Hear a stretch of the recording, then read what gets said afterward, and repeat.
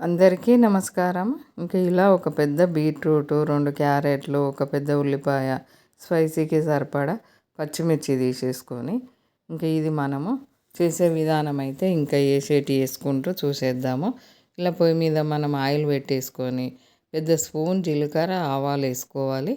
ఇంక ఇవి చిటపట అని వేగిన తర్వాత మంచిగా చిటపట అని వేగనివ్వాలి. వేగకపోతే టేస్ట్ రాదు.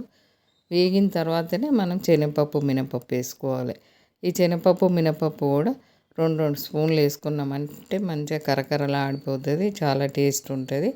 ఇంకా అవి కొంచెం పచ్చిగా ఉండగానే బాగా ఎర్రగా వేగకముందే పచ్చిమిర్చి వేసేసుకోవాలి. కర్రీ మొత్తం అయిపోయేసరికి మనకు మంచిగా వేగిపోతుంది పప్పు.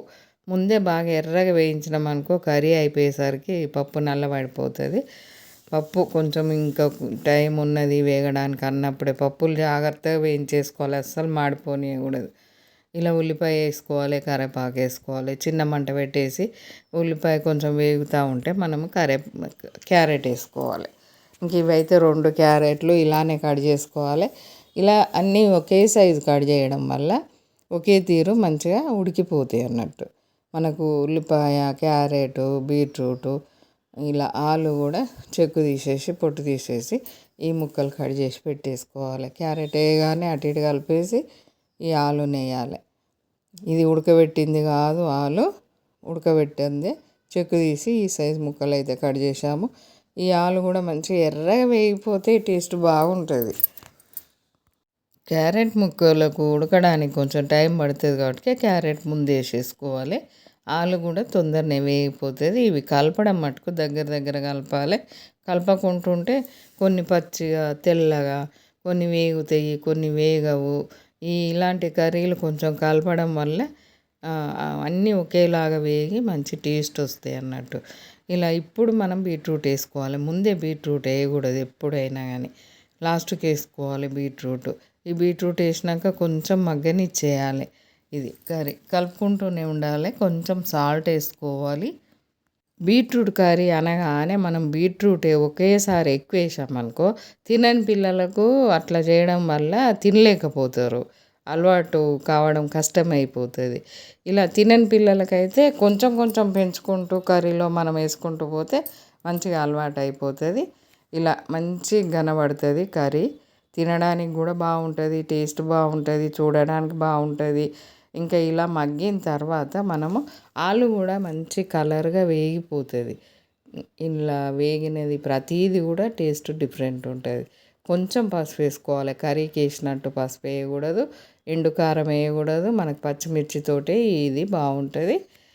ఇంకా ఇలా మంచిగా వేగిన తర్వాత మనము లాస్ట్కు ఒక కొబ్బరి చిప్ప వేసుకోవాలి. ఒక కొబ్బరి చిప్ప తురిమి, పచ్చి కొబ్బరి తురిమి వేసుకోవాలి. సగం చిప్ప వేసినామనుకో ఇంకా ఇందులో వేగిన కొబ్బరి తురుము కూడా టేస్ట్ వేరే లెవెల్ ఉంటుంది, అస్సలు వదిలిపెట్టారు. ఇది చపాతీకి అయితే చాలా చాలా టేస్ట్ ఉంటుంది. తినే పిల్లలైతే ఇంకా కటోరలు వేసుకొని స్పూన్ తోటి కూడా ఊరికేనే తినేయచ్చు. ఒక కటోరేడు స్పూన్ తోటి కూడా తినేయచ్చు. పచ్చి కొబ్బరి కూడా చాలా మంచిది ఆరోగ్యానికి.